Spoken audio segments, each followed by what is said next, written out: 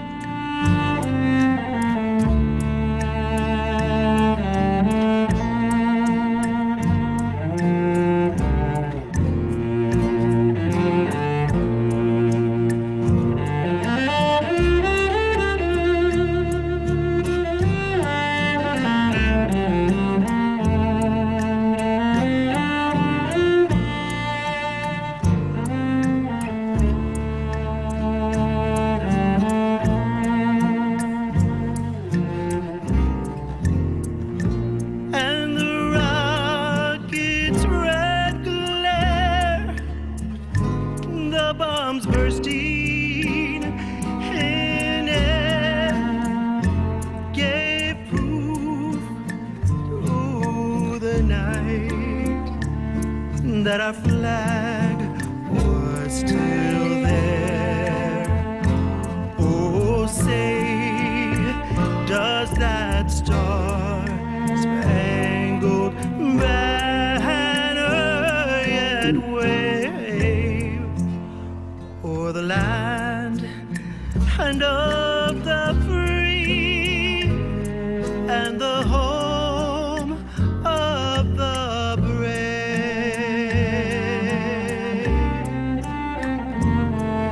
The brave.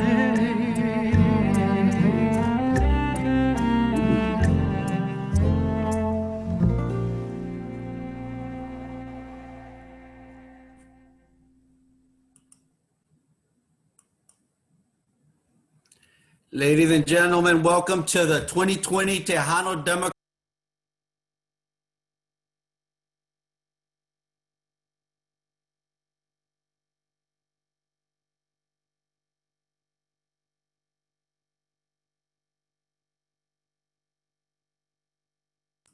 There you go. Welcome to the 2020 Tejano Democrats State Convention and Biden Presidente meeting. Let's give a round of applause to Malda for the video we just saw and recognize the history of our Tejanos, of our Latinos here in Texas, fighting for equality, justice, and opportunity para todos. Welcome, everyone. I want to thank you for being here. And, you know, after watching the Republican National Committee Convention for 5 minutes, well, I'm ready to get started again. I'm ready to hit the streets, make the calls, get the texts out, and bringing us together is one step in that direction. Because, ladies and gentlemen, Joe Biden is going to win the state of Texas. We're going to defeat Trump, and we're going to elect Joe Biden president of the United States of America. Juntos, unidos, lo vamos a lograr aquí en el estado de Texas. Por eso hay que comenzar.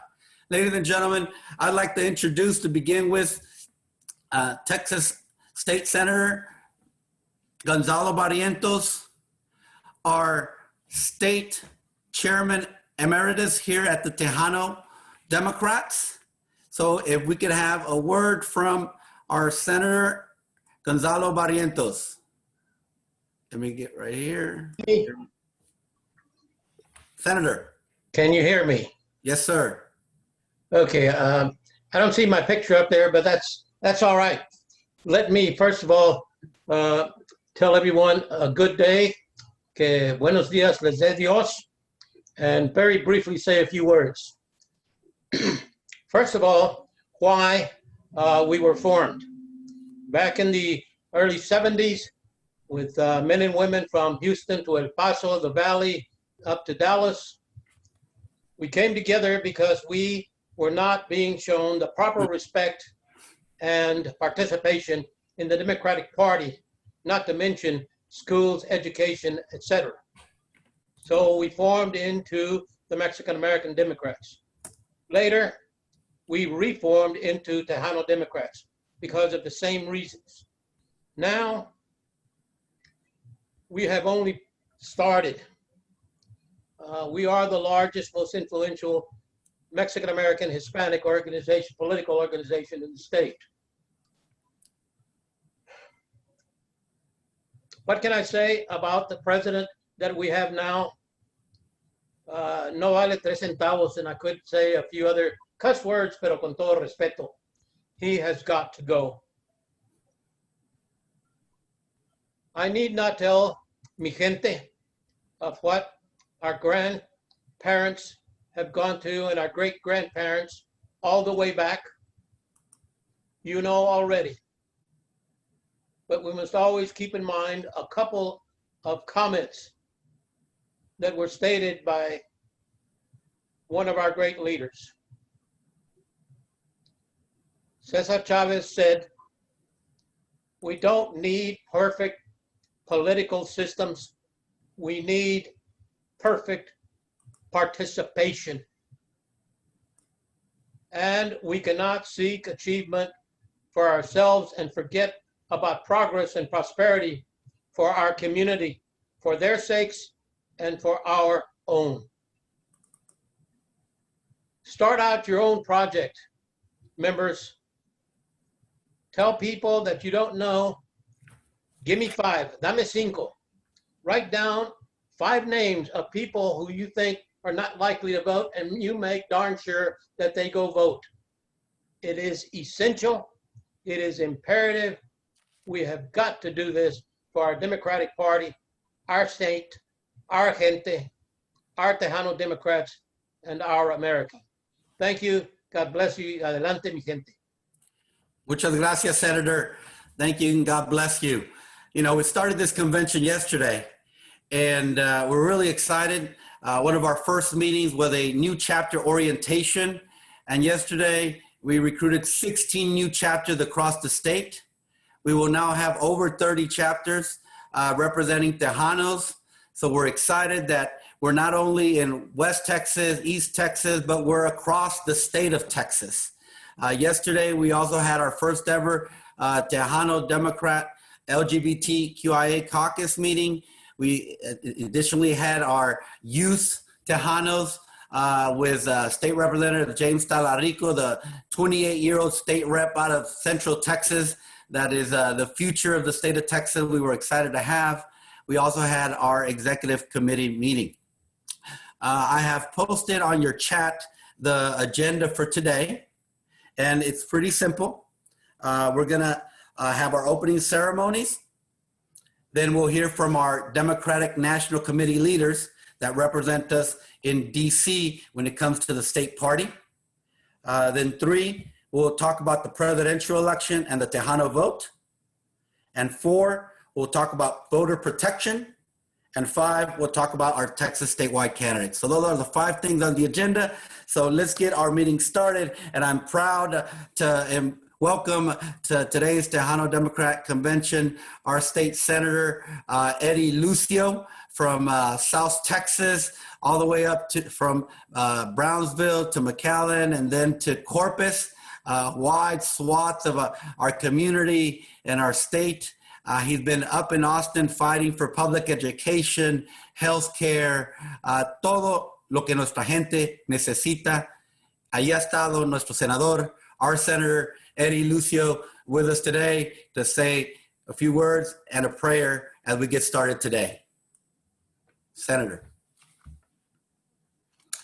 If you could unmute yourself, Senator. Okay. Is that better? Buenos dias. Good morning. Thank you, Mr. Chairman. I'm so happy to be with you here today. I wanted to say great to see my very dear friend, but it was good to hear my very dear friend, Senator Gonzalo Barrientos from Austin, Texas, an exemplary leader of yesterday and today. Thank you for the honor of addressing this great gathering of Tejano Democrats. I want to welcome the 22 chapters and soon to be 30 chapters, as we just heard, of this important statewide organization, especially the delegates from the Valley, from Hidalgo, the Hidalgo County chapter, led by my very good friend, the Honorable Juan Maldonado, who truly leads by example. Tejanos are a people who love our culture, our communities, our families, and above all, love God. I'd like to ask you to join me in a prayer to God that we might fruitfully discuss the issues that affect not only our own community, but all people in Texas. Let us pray. Our living God, you and your grace have led us here today to fellowship and to chart a course for our state. We ask that you help us remain mindful of your example to us through your Son, Jesus Christ, who fed the hungry, healed the sick, comforted the afflicted, and most important of all, loved each and every person unconditionally.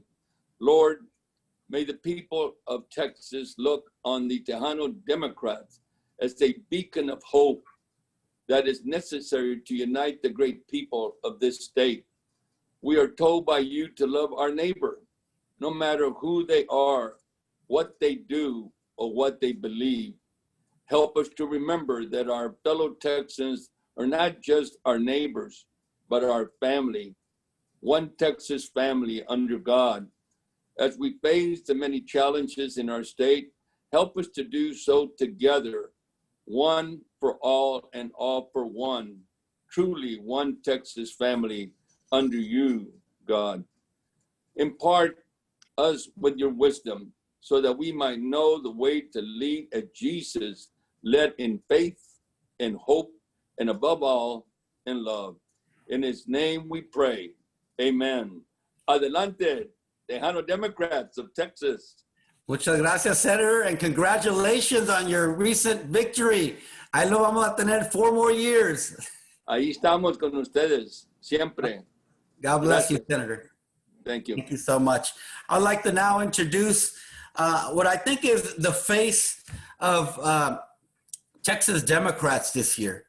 She's a young lady out of San Antonio, Texas, who had anytime anyone in her community needed help, whether it was people needing help at the city hall or at the county courthouse, or her going out, taking the initiative and helping the homeless in the community. Well, she stood up and she said, I'm going to help my community. I'm going to run for state representative.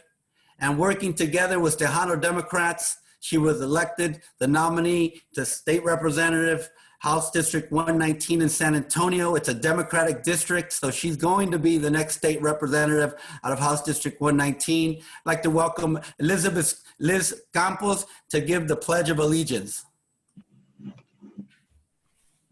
Hello, everyone.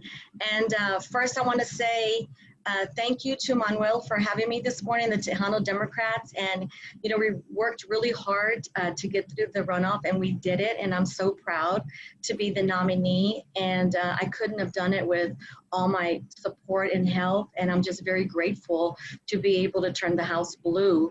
You know, saying that, we need to not take this for granted, and we just need to work 10 times harder to make sure that we turn Texas blue. This election is so important. We can't go another 4 years with Trump. So we just have to work 10 times harder. And I'm not going to take it for granted, even though I'm very grateful that I am the nominee, and I feel confident that I'm going to Austin. But again, you know, my opponent and other opponents have been out in the district here lately, and that worries me. So I'm going to start hitting the pavement really hard and just make sure that I get to Austin. So with that being said, we all need to work 10 times harder so that we can turn Texas blue. And again, I couldn't have done it with all your support, and I thank all of you so very much. So please join me in the Pledge of Allegiance, and I'm gonna stand. So I pledge allegiance to the flag, to the United States. Ready? I pledge allegiance to the flag of the United States of America and to the republic for which it stands, one nation, under God, indivisible, with liberty and justice for all. Thank you so much. Thank you, Representative Campos. Muchas gracias. The Latinas of Texas are in the house. Thank you, Elizabeth Campos. That's how we're going to win this year, the Latina vote in particular. I'm really excited that they're going to get us across the finish line and turn Texas blue. I'd like to next introduce Albert Uresti from Bexar County. He's our tax assessor collector. And, you know, it's a surprise that the tax assessor collector is the biggest vote getter on the ballot. And that's what happened in 2016 with Albert Uresti, to say a few words and recognize our veterans. Albert?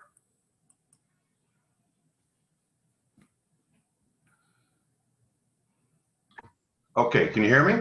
Yes, sir. All right, great. On your big event this year, I want to acknowledge that. I want to thank Chairman Medina and the Tejano Democrats for the opportunity to speak here today about our veterans. My name is Albert Uresti, and I'm the Bexar County Tax Assessor Collector. The bravery of Hispanics is well known.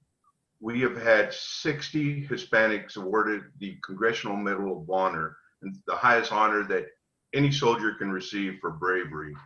The Congressional Medal of Honor was first given during the Civil War, and the first Hispanic to ever receive the honor was Corporal Joseph H.D. Castro during the Gettysburg Battle in 1863. I don't know how many of y'all knew that. I didn't until last night, and it was really cool to find out that we did have a Hispanic receive the Congressional Medal of Honor during the Civil War. I want to acknowledge all our veterans, but today I want to specifically honor and thank our Hispanic veterans.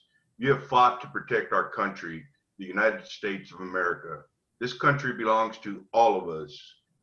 Contrary to what you may have heard from the Republicans, this country belongs to every single one of us, and we are grateful for the sacrifices you made to keep us free.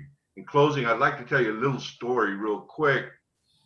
I remember we were going to a groundbreaking. It's been several years ago, and they were going to name us. They were going to open a school, and they were going to give it a name. And as we were riding over there, I was riding over with one of the board members, and they were going to name it after administrator, you know, some other person. And I told them, I said, you know, we don't have any schools named after, you know, Hispanic Congressional Medal of Honors. Why don't we do that? So on the way over there, and talking about a 10-minute drive, we changed that name and we made it Roy Benavides Elementary School. So that's something I'm really, really proud of, because I think it's important that we acknowledge our veterans. Again, I want to thank all our veterans for everything you do to protect our country. Thank you, and God bless all of y'all. Thank you, Albert. Next, I'd like to introduce Christine Hortick. She's running for county commissioner in North Bexar County, and she's a great candidate, but I want to have her say a few words, because North Bexar County is the Republican part of the county, and it's turning blue because of Latinos. Because of Latinos moving into the suburbs, because Latinos moving into outside our base Democratic precincts, is because of Hispanics and Tejanos that candidates like Christine Hortick have a chance to win in Republican districts in Bexar County and throughout the state of Texas. So Christine, can you say a few words? Oh, One more time. Unmute yourself. There we go. Thank you. Thank you very much for the opportunity to speak this morning. I wanted to introduce myself because I know there's a lot of y'all that I haven't had the opportunity to meet yet. But as Manuel mentioned, I'm running for Commissioner's Court in Precinct 3 here in Bexar County. And as he said, that's the northern part of Bexar County. Traditionally, it's been considered a Republican stronghold. There hasn't been a Democrat to have this seat in more than 50 years. So we're trying to definitely flip this seat. Commissioner's Court, there's only ever been 2 women on the court. And so I'm trying to become the third. And if I am, I will be the first Latina on the court, which that's something that, frankly, it's taken too long. There should have been more women at this point, and there definitely should have been more Latinas and Latinos on the court. Just a little bit about my background. I'm a practicing attorney. I do mostly children's court cases. So I do the abuse and neglect cases where I represent children. Before becoming an attorney, I worked as a congressional aide in Massachusetts for Senator Ted Kennedy, where I did Veterans Affairs work. So I have a lot of background in advocacy, and I'm trying to bring those skills to work for us in Precinct 3. Now, this morning, the Express News ran a story on my race, and in that story, I'm very clear that if elected, I will represent all the people of Precinct 3. You can read it for yourselves. My opponent has already said that she's concerned about Republicans. She didn't mention wanting to help the rest of us. She didn't mention wanting to help any Latinos or any other people other than Republicans. So I think that's something that we need to pay attention to. And in the chat, I'll go ahead and I'll share my website just so you can take a look when you have time. But I appreciate the opportunity this morning to speak to you, and I look forward to your support and turning Texas blue in November. Thank you. Thank you, Christine. Now together, we're all fighting for healthcare. We're all fighting for public education. We're all fighting for our veterans, Social Security. We're standing up for immigration, for criminal justice reform. We're standing up for our values. And the way we stand up is we stand together with our Latino community across the state of Texas, with our brothers and sisters in the African American community, and with our Anglos, Asians, and everyone in the state of Texas that cares about the values of Texas and the issues of Texas. And that's how we're going to turn Texas blue. So let's talk about how we're going to do that, starting with our DNC, our Democratic National Committee. That is based in DC. We get to send a couple representatives up there to help run the national party. And a couple of our representatives are here with us today. We're going to start off with Selena Vasquez. Selena, she got elected as the Hispanic voice of Texas,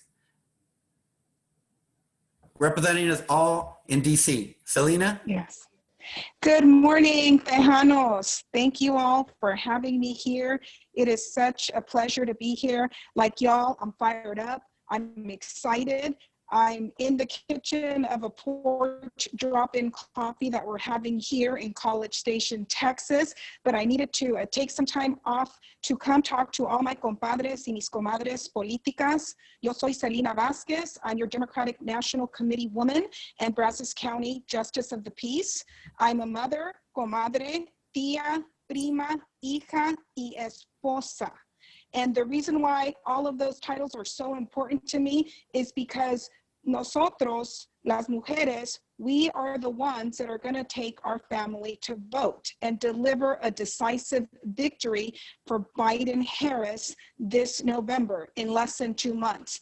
I also bring greetings and acknowledgement from State Senator Iris Martinez, who is the Democratic National Committee woman chair of the Hispanic Caucus, and Tom Perez, DNC chair, who have acknowledged that they now know that Texas is the biggest battleground state.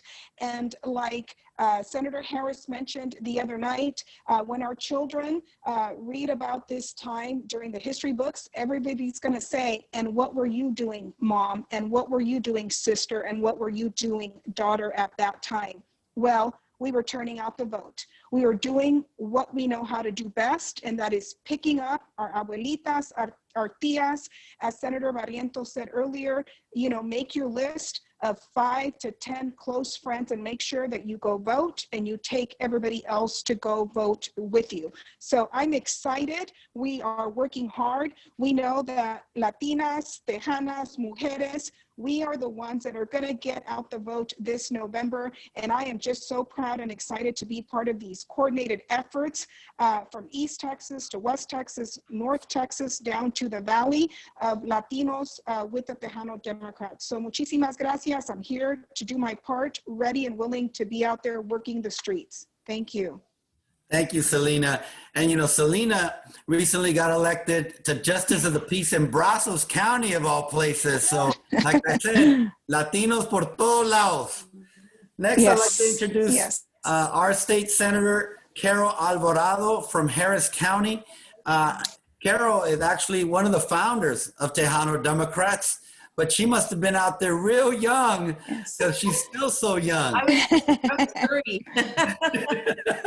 She was our state representative, now a state senator. Gobernadora de Texas. Carol? Oh, buenos dias, Manuel. Thank you for having me. Coming from you from Houston, we're so blessed. Dodged a major bullet with the storm, and we're counting our blessings, and our hearts go out to the folks in Louisiana and parts of Texas that were hit. I see my colleague Senator Zaffarini on. It's good to be with her. Yes, I am one of the founding members of the Tejano Democrats. I was at that historic convention when I don't know if Barrientos is on here anymore, but all hell broke loose, and there was a major walkout. And we started the Tejano Democrats. So yeah, I was about 3 years old at the time. But I miss the conventions. We know that this is a time we love to gather and we see each other, you know, every so often. But this isn't going to stop us from doing the work that we need to do. We're in a very good position as Latinos because we know that for the first time, we are the largest minority block of voters in a presidential election. And we have about 30% of eligible voters in the state of Texas. The Texas Democratic Party has a goal of registering 1 million voters before the election. I was on a panel a couple of weeks ago, Voto Latino.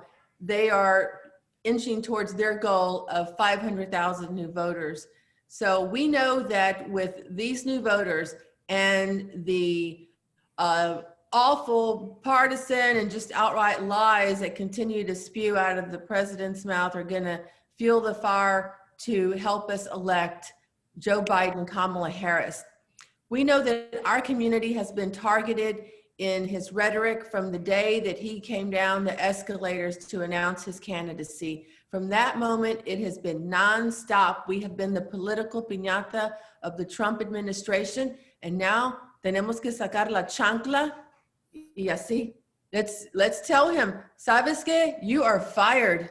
And we know that we have a lot of new voters, so it's important that we reach out to those voters because a lot of times as candidates, you know, we tend to just, you know, go to the same people that show up to the polls. We can't do that this time. We will have thousands of new voters that we have to reach out to, get to the polls. We know that this is going to be a very different election. There is no straight ticket voting, and there are some things that are being worked on right now to maybe people that are not in contested races, maybe move them to the end of the ballot. Some counties are doing that so that people don't lose interest and they go all the way down to the ballot. So we make sure we get our justice of the peace and our judicial candidates, and of course, our state legislature. Speaking of the state legislature, great things are happening with in the Texas House. We are so close to flipping it. Many of us were on a call this week with our counterparts in the House, and while we're not quite as far along in the Senate, but we're hopeful that we can pick up one seat in the state Senate. But watching and supporting our brothers and sisters in the House, we are only 9 seats away, and that will mean that we could have, for the first time, a Democratic speaker in a very, very long time, perhaps a female, perhaps a Latino as Speaker of the House. And that will bring a lot of change. That means we have a better shot when it comes to redistricting, of having a fair map that represents the true diversity of our state.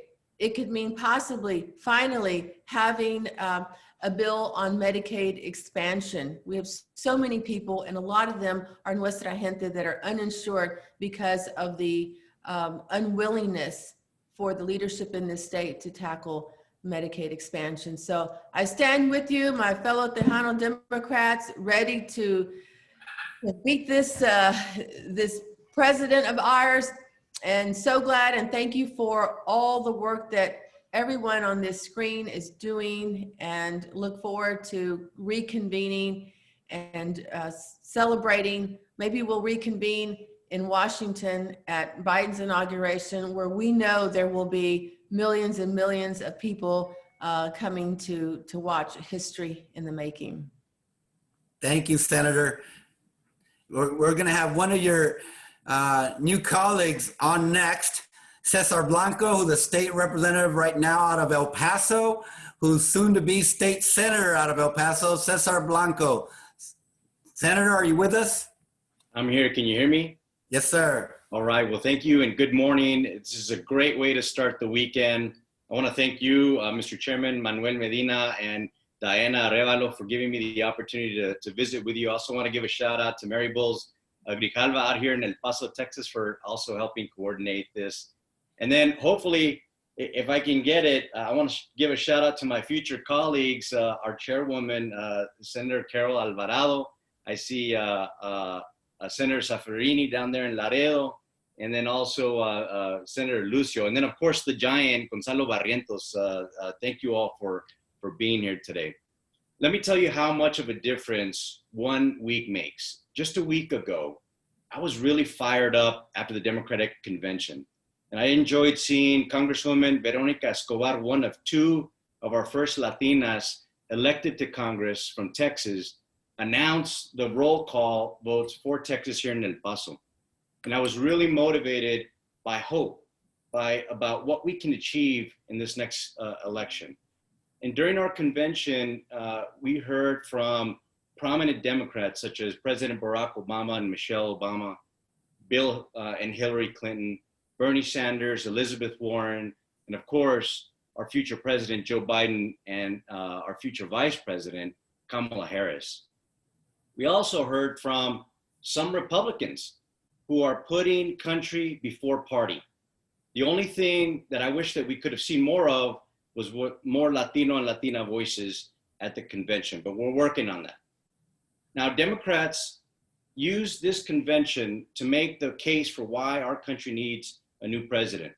We laid out the monumental changes that we face. We explained why leadership matters, and we shared our vision to the country to build us back better. Now, Bernie Sanders and Hillary Clinton, they both called for unity, and that's really what we need right now. Hillary Clinton said that we don't want, and she said, another woulda, coulda, shoulda election, right? And fast forward a week, Donald Trump and his Republican Party wrapped up their convention on Thursday. In contrast to the variety of speakers in the Democratic Party used in our convention, Donald Trump had a role each night, and half of the keynote speakers were from the Trump family. In fact, there were more people with the Trump name who spoke than Texans did in their whole convention. Para que vean, right? So the other half was not so subtle attempt to boost his approval among women and people of color. If it wasn't clear what's at stake this election, it's absolutely crystal clear now after the Republican convention, because they did not miss an opportunity to brag about their border wall that I live right down the street from, to demonize immigrants. They used the police shooting at Kenosha to drive fear, but talked about it under the guise of law and order.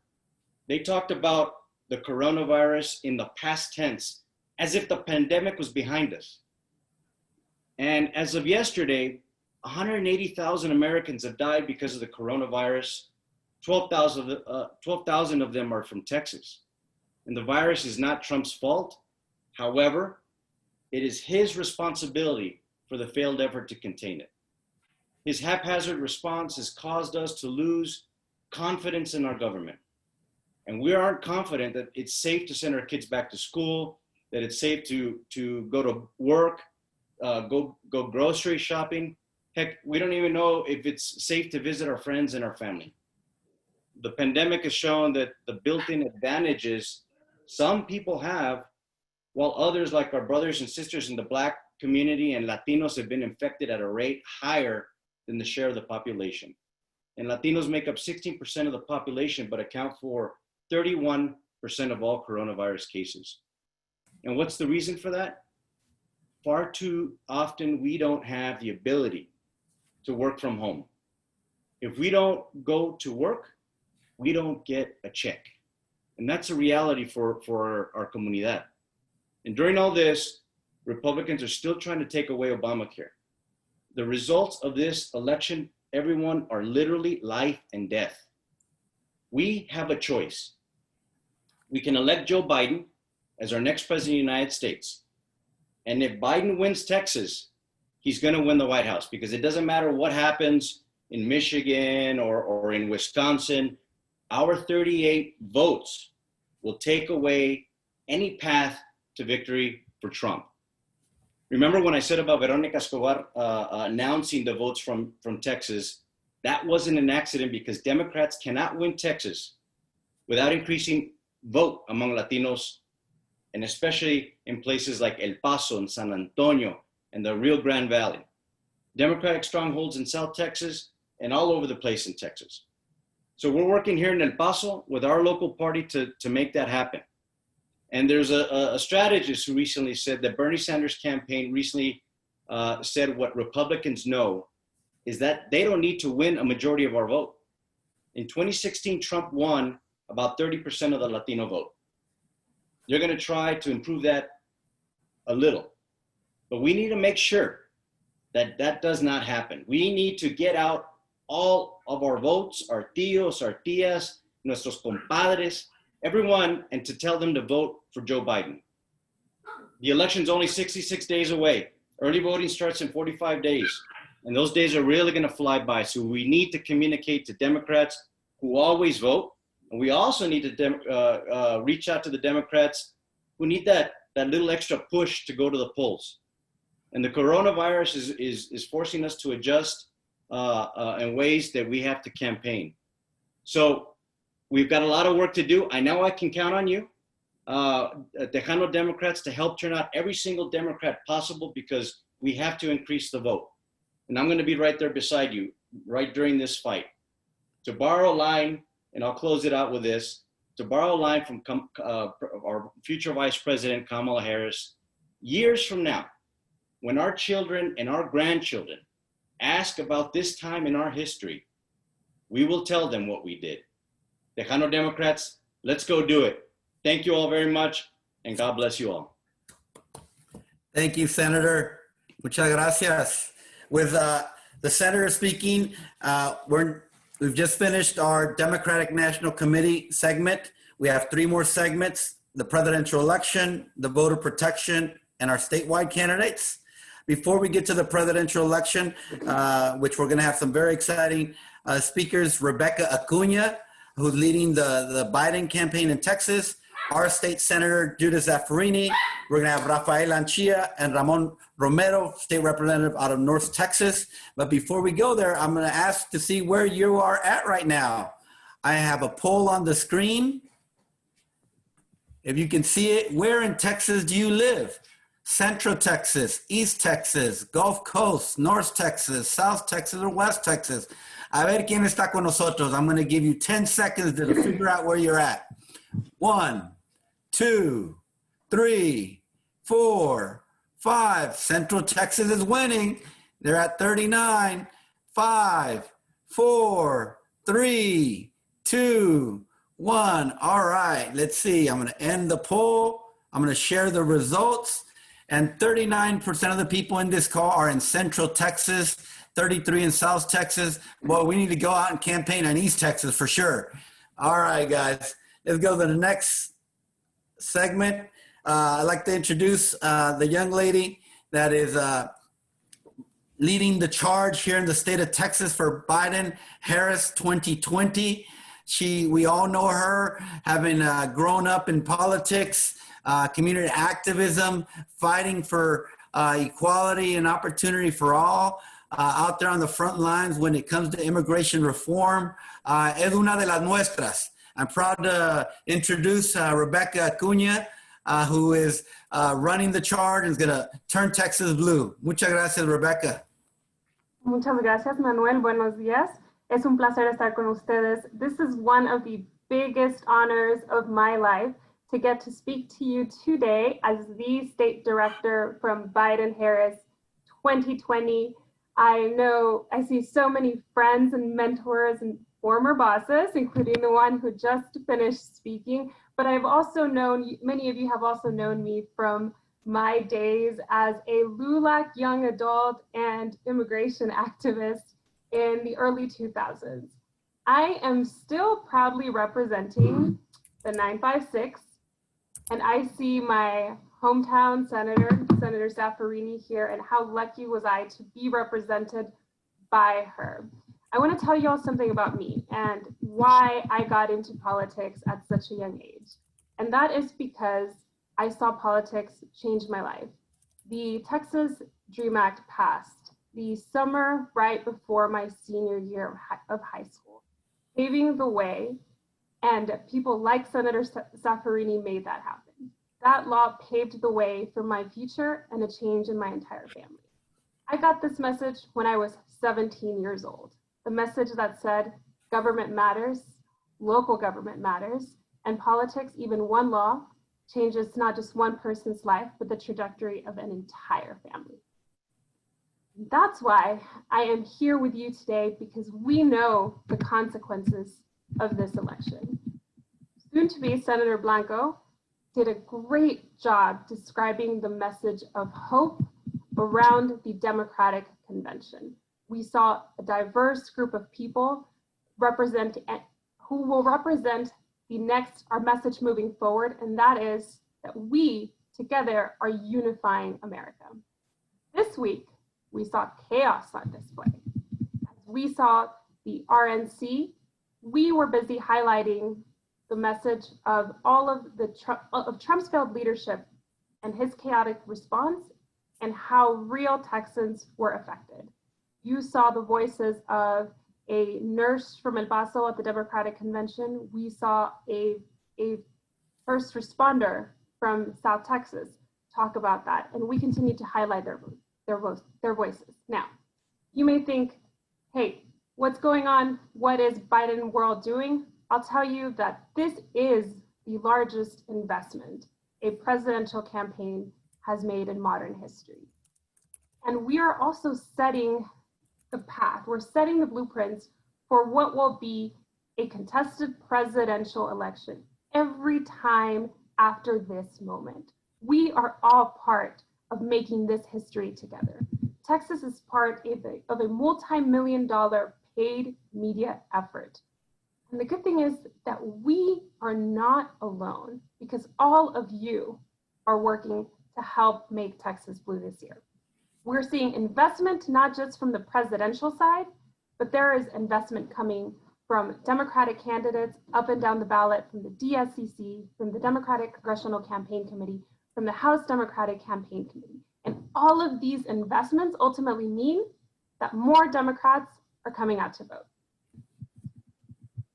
Working together with the state party and the coordinated campaign, we have field organizers placed throughout the state, first targeting seats where there are also House races in play, so that we can also work together to flip the Texas House.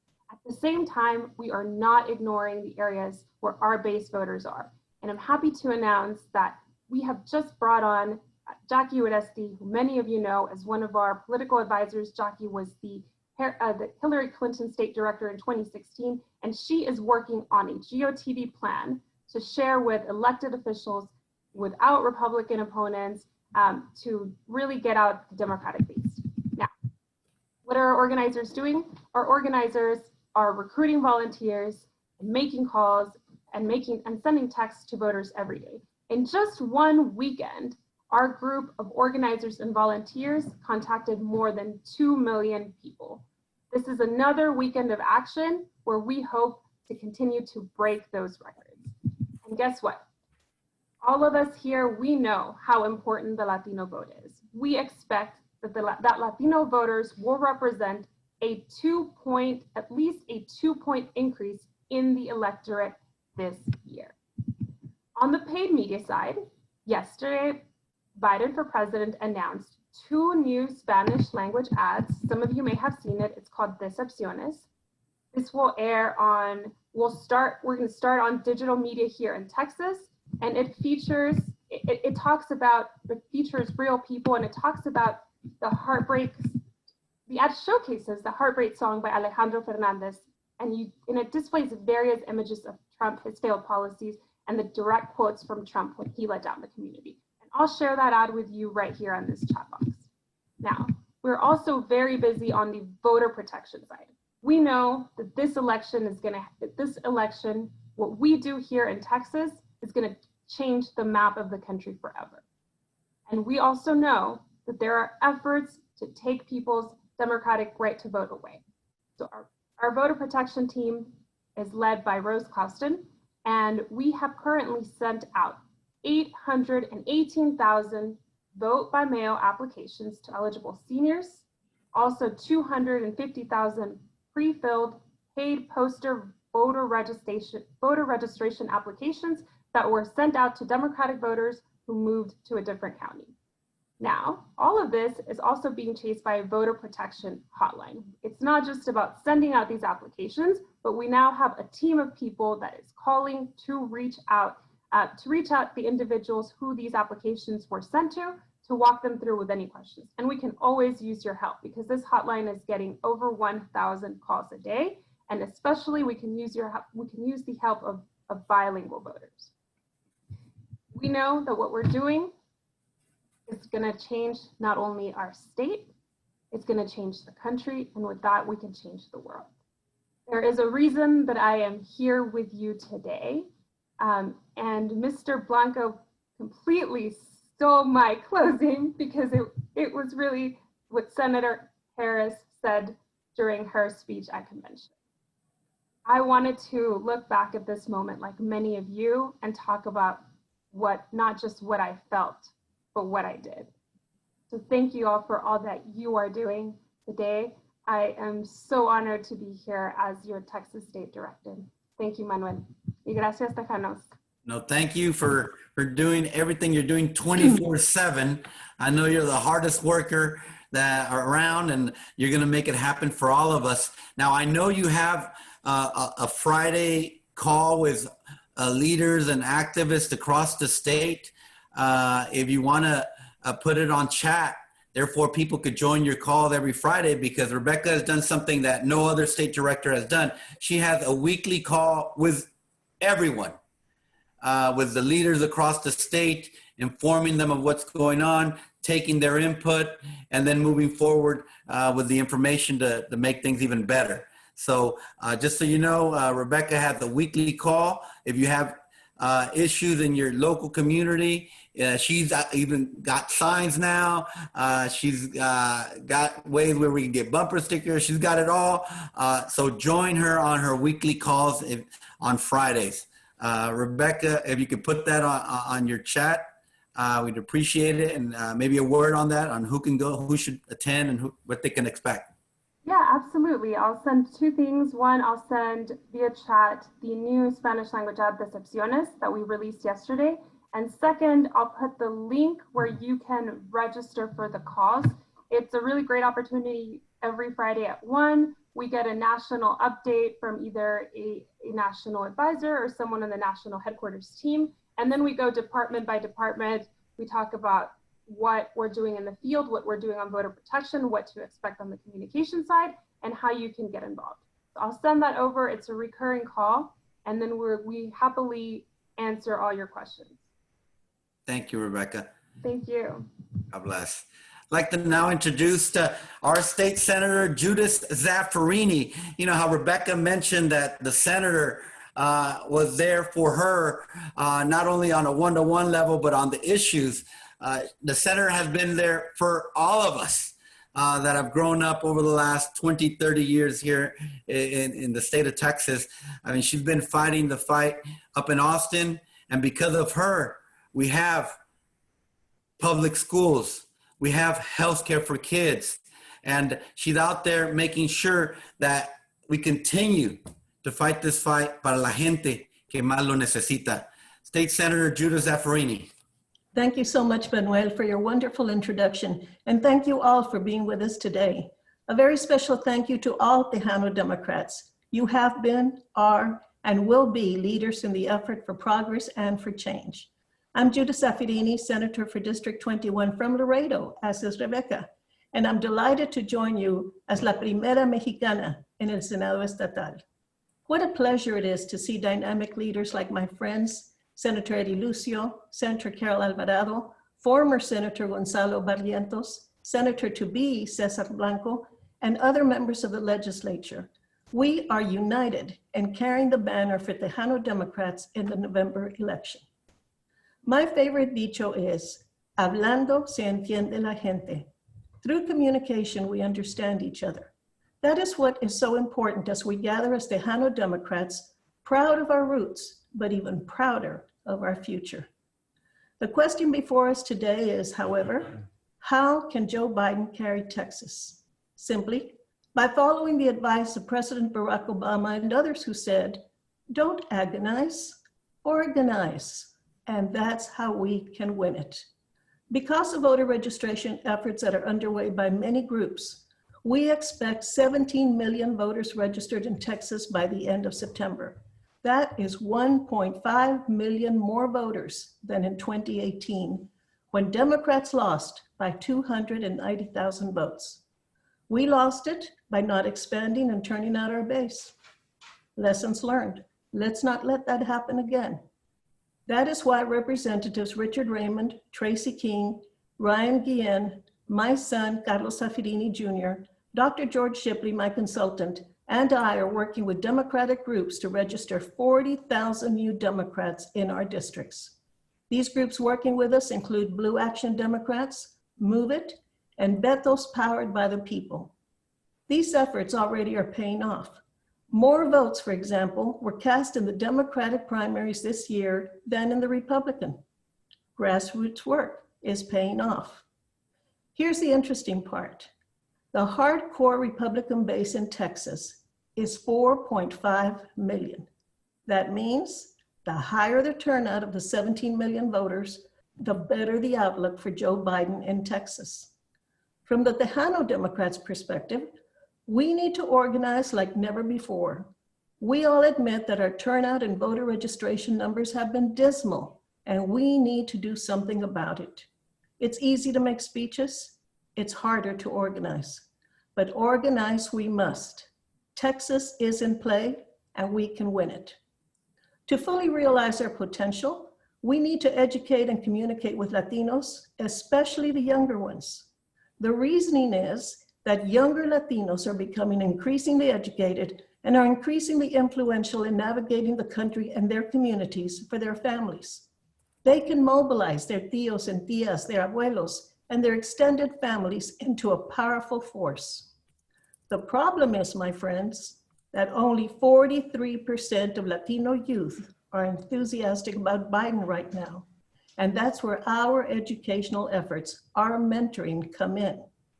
They need to know that the 28% of Texans who are Hispanic also comprise 50% of COVID deaths, oppose Trump's immigration policies, and are still reeling from violence such as the shooting in El Paso, and oppose the border wall. They need to understand that to us, Black and brown lives matter, that everyone deserves equal access to justice, regardless of how we look, whom we love, or how much we have, and that education and healthcare are rights, not privileges. Our Latino youth need to understand Joe Biden's plan to build the Latino community better than ever before by investing in Latinos' economic mobility, making far-reaching investments in ending health disparities by race, expanding access to high-quality education at all levels, tackling racial inequity in our education system, fighting hate crimes and gun violence, and securing all values as a nation of immigrants. In my senatorial district, I should say confidentially, Biden is leading with 58%. He's 8 points ahead of where Hillary was 4 years ago. My supporters and volunteers and I will do everything in our power to turn out that vote in November. But we need to emphasize voting safely, voting early, and voting by mail. Our immediate investment in online research on digital platforms, Latino radio, and direct mail education will be critical, as will outreach and on-the-ground training for local community leaders trusted among Latino communities and seniors who might not be so digitally savvy. Others have said it before. Texas isn't a red state or a blue state. Texas is a non-voting state. When we make it a voting state, I'm confident the majority of voters will share our values. Texas is in play. Let's make it a winning state for Democrats in November. My prayer is that the Lord will bless us all, inspire us to do our best, and inspire the voters of Texas, especially the Tejano voters, to agree with our perspective. Thank you so much for everything you have done and everything you will do. Let's win in November. Thank you, Senator. Muchas gracias, and God bless you. You know, the comment that I always receive when talking about Judith Zaffarini is the difference and the impact that she has had on my generation's life. Your impact on today's generation and tomorrow's generation is evident. Mil gracias, Judith Zaffarini, for everything you've done for all of us. Mil gracias. I'd like to introduce today Rafael Anchia. Rafael Anchia, the state representative out of North Texas, close to Dallas. And he's also chair of the Mexican-American Legislative Caucus. Just like Senator Zaffarini has been leading the fight on the Senate side, Rafael Anchia has been leading the fight on the House side. Representative Anchia, welcome to Tejano Democrats. Gracias, señor presidente. Rafael Anchia, un servidor. Mucho gusto y gracias por permitirme participar en este muy excelente evento con los demócratas tejanos. Yo también domino 2 idiomas, así es que voy a hablar en inglés ahora. It's always good to be on with the Tejano Democrats and with my longtime friend, Senator Judy Zaffarini, who I cannot underpraise. Senator Zaffarini has been holding it down in the Senate under some of the most trying circumstances and with some of the most difficult margins there, yet she is a voice for Texans and a voice for Latino Texans for decades. What I want to talk to you about today is something that both she and I have seen firsthand in the legislature, and that is the onslaught of attempts to disenfranchise our people. Mr. President, you asked me to come on to talk about voting rights today, and I always tell people that if it wasn't important, they wouldn't try so hard to take it away from us. We have seen, and this is nothing that that we see in old-timey black and white footage, right, where there may be poll taxes and attempts to keep our people away from the polls physically and forcefully. What we're seeing is something that's happening real time. It's happening digital, and it's happening in color right before our eyes. In fact, this decade alone, the Mexican-American Legislative Caucus, along with the Senate Hispanic Caucus, have had to fight a number of different attempts by the Texas legislature to intentionally disenfranchise Latinos and African Americans. And you all have been following this very closely. I know that the Tejano Democrats you all pay attention more than the average bear. But I'd like to just remind you that in this decade alone, we have seen the following. We have seen 10 findings of intentional discrimination by the Texas legislature against Latinos and African Americans in redistricting and in strict photo ID. That wasn't a long time ago. That was just now. right? And these weren't liberal judges. The latest findings that we saw were hundreds of pages long by 2 Republican appointee judges and 1 Democratic appointee judge in San Antonio. 2 Republican appointees and 1 Democratic appointee found unanimously intentional discrimination. Not, hey, sorry about that, it had a discriminatory effect, we didn't mean it, perdóname, sorry you got disenfranchised. What they found was intent. They found an intent through emails, they found an intent through votes and through actions by the legislature to have less of us vote, right?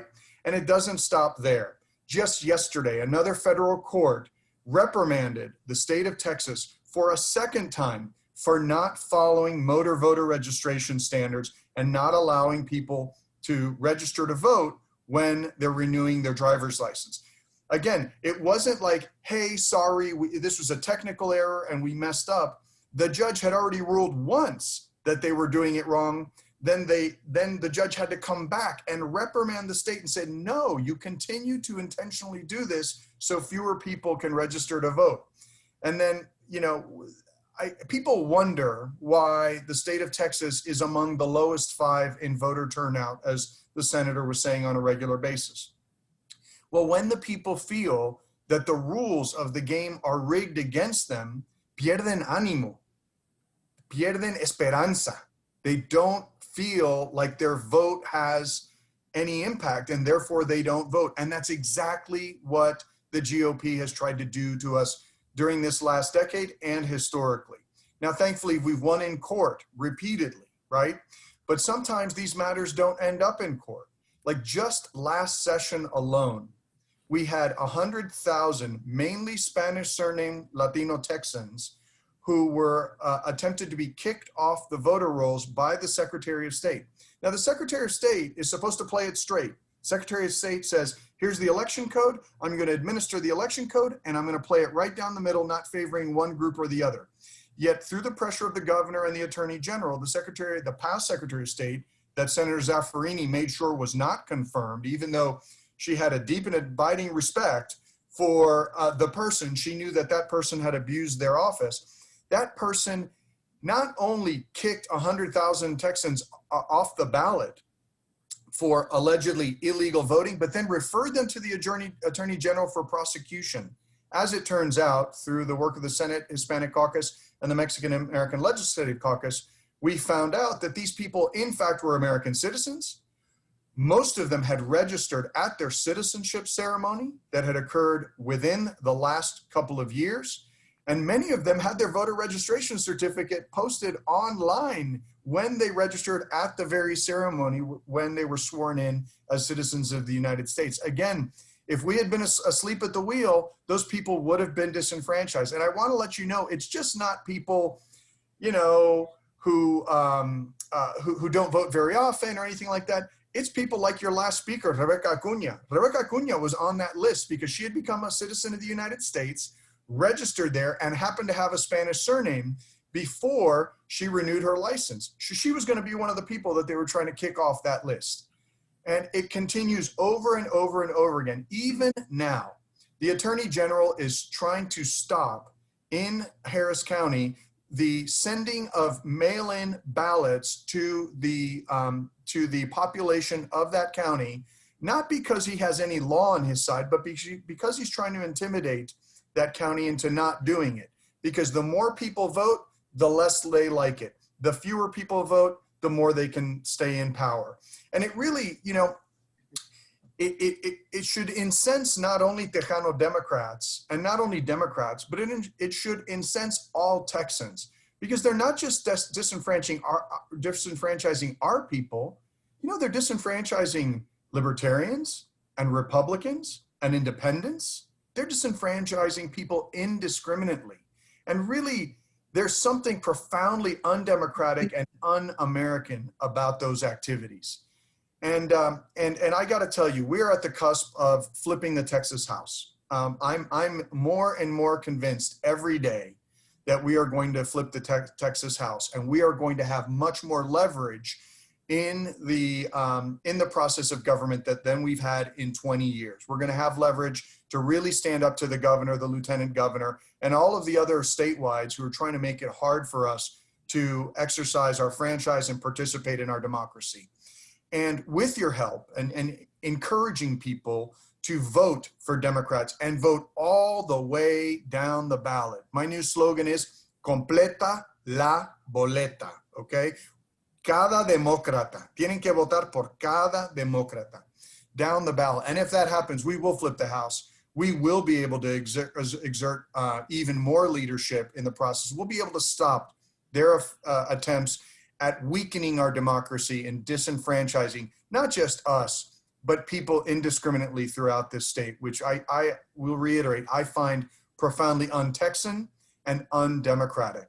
And I see some of my colleagues in the Texas House. I see Ramon Romero, one of our great members of the Mexican-American Legislative Caucus there, and I'm so pleased to be on the line with him. Mr. President, I know you need to stay on time, so with your permission, I will stop there and answer any questions that the membership may have of me. A los Tejanos Demócratas, vamos a echarle muchas ganas durante estas elecciones y vamos a ganar. Vamos a ganar no solamente la Cámara de Diputados en el estado de Texas, pero vamos a ganar este estado para Joe Biden y Kamala Harris. Gracias. Thank you very much. How do you like that? From South Texas with Senator Zaffarini to North Texas with Rafael Anchia.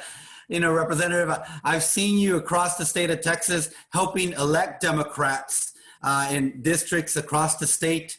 I have a feeling that you're going to see us campaigning for you in Iowa, in New Hampshire, in South Carolina one day también. I look forward to that. Thank you for joining us. I'd like to now welcome Representative Anchia's colleague, Representative Ramon Romero from North Texas also, but in the Tarrant County side. And I mentioned this representative, and I really wanted him to be with us today because his county is going to make the difference on whether we turn the House Democrat. We need to pick up 9 seats. There's 9 seats that we need to flip across the state, and at least I think 5 or 6 of them are in Tarrant County. So Representative, thank you for joining us, and welcome to Tejano Democrats.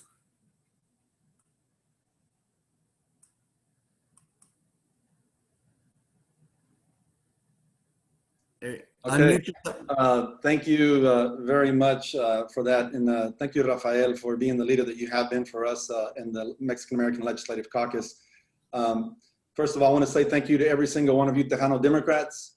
Thank you to you, Manuel Medina, for allowing me to be a part of this discussion this morning. I want to stick to what Gonzalo said in perfect participation and what that looks like. And just looking across the screen and everyone there, I'm not talking to beginners. It looks like I've got a screen full of veteranos. I proudly, when speaking for the first time in my ever public speaking post-election, post-win, I spoke down in San Antonio with Southwest voter registration. And that's the first time I'd ever been in a room full of Latinos coming from North Texas. That's not the norm. As you said, I am from North Texas. I was born and raised in Southeast Fort Worth, the poor side of town, the formerly white, post-integration, then very African-American, and saw firsthand the consequences of what racial injustice looks like. Saw firsthand what it looks like when black and brown people beat each other up and black and white people beat each other up. I had my femur broken when I was 4 years old on my own front porch. When I talk about perfect participation, that doesn't just necessarily mean just what we do in getting people to the polls. Let's talk about what we do in our daily lives. And I'll tell a little story of something that happened this year. I was at a bank that happens to be from San Antonio, big name bank, you guys know who it is, who sent an invitation that said, come to the insight into the 2020 election. And it turned out to be a Trump rally. The bank that I had $250,000 in was now promoting Trump's agenda.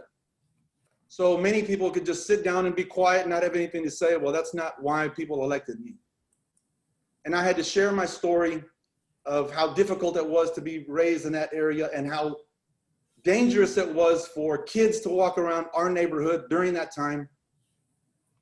And now we've got to return to that time period. Many of you probably remember that time period and how dangerous that time period is. And that's why this president is that dangerous. But those hosts on that stage, didn't believe, didn't care. I got heckled. We had to leave from that location. So just by your sheer presence here today, I think it was Carol Alvarado that said, we're here because we stand up. So in everything that we do, we must stand up, have our voices heard, and certainly those of us that are elected understand the power of our voices, that we're not just speaking for ourselves, we're speaking for so many. I want to talk very quickly about something that I experienced on the campaign trail, and I've said many times, and it's my little story that I told, called the story of Pa qué. Many of you guys have been out knocking on doors, as I was when I ran for city council the first time. And as I went from door to door, people kept telling me, ¿Quieres que vote? ¿Pero pa qué? Si ya tengo mi casa, está pagada, tengo mi carro, todo está bien, ¿pa qué? Another one said, vote por usted. ¿Por qué? Si todos son ratas, ustedes los políticos. Todos son iguales, es igual como en México, son ratas. Another one said, pero si mis hijos ya graduaron de la escuela, ya están en el colegio, sus carreras les van bien, yo nunca he votado, ¿para qué? One person, the last person that I went to, and it was actually across the street from the polling location at that time, told me, si voto para ti, ¿qué me vas a dar? Wow. I'm getting cold chills right now thinking about that moment. ¿Qué me vas a dar? We need to tell them and help them understand it's not about what I'm going to give you, it's about what we have to protect. And as we look around right now, what do we have to protect with the president in office that's allowed the coronavirus to just run rampant around our country and especially within our Latino community?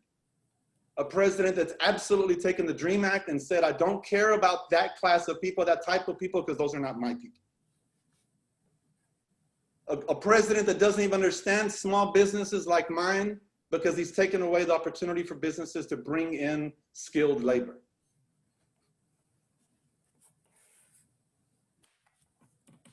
Took a lot of pride in fighting with my colleague, now future Senator Cesar Blanco, for SB4. Many of you guys saw us all over the news, standing up when the time was right to stand up. So as we go about preparing for 2020 election in November, there will be many opportunities for us to stand up in every room that we are ever in, to make sure that people know that this is the time when the moments of silence are not going to occur within our own selves. So my question for you, and what I'd like to happen, is that when someone asks us, ¿pa qué?, we're going to turn that and we're going to say, ¿por qué? ¿Por qué? Por el futuro de tus hijos, por el salud de tus viejitos y para el futuro de todos nosotros, unidos como americanos y como tejanos demócratas. Thank you, guys. Thank you, Representative. You're on the front lines, like your district. Very difficult district to win in. You pulled it off, but you're on the front line. There was so many of your House districts in Tarrant County by 1 or 2 percentage points that Latinos can make the difference. That's the way we see it, Representative. Absolutely, and we're looking good here in Tarrant County. I have to say, we've got amazing candidates running for office. We are looking good. We're polling good. If the money comes and we can get to everyone the way we should and can, and we will, I have no doubt in my mind that Cesar Blanco is going to have the benefit of knowing that no matter what happens over there with Lieutenant Dan Patrick, we're going to be sending over an agenda from the Texas House. Thank you so much, Representative, for joining us. God bless you. On our agenda, we are now headed to voter protection and election integrity, where we'll have Commissioner Justin Rodriguez from Bexar County, who's brought to light a number of ways that we can expand voting in Bexar County. And I asked him to be with us today because these might be some ideas for other counties as well. And he'll be followed by Luis Vera, our voter protection director. But in the meantime, I have one more poll for you. Let me see here. Like the representative said, ¿para qué? ¿Para qué? Well, you tell me what is the most important issue in this presidential election. That's the question.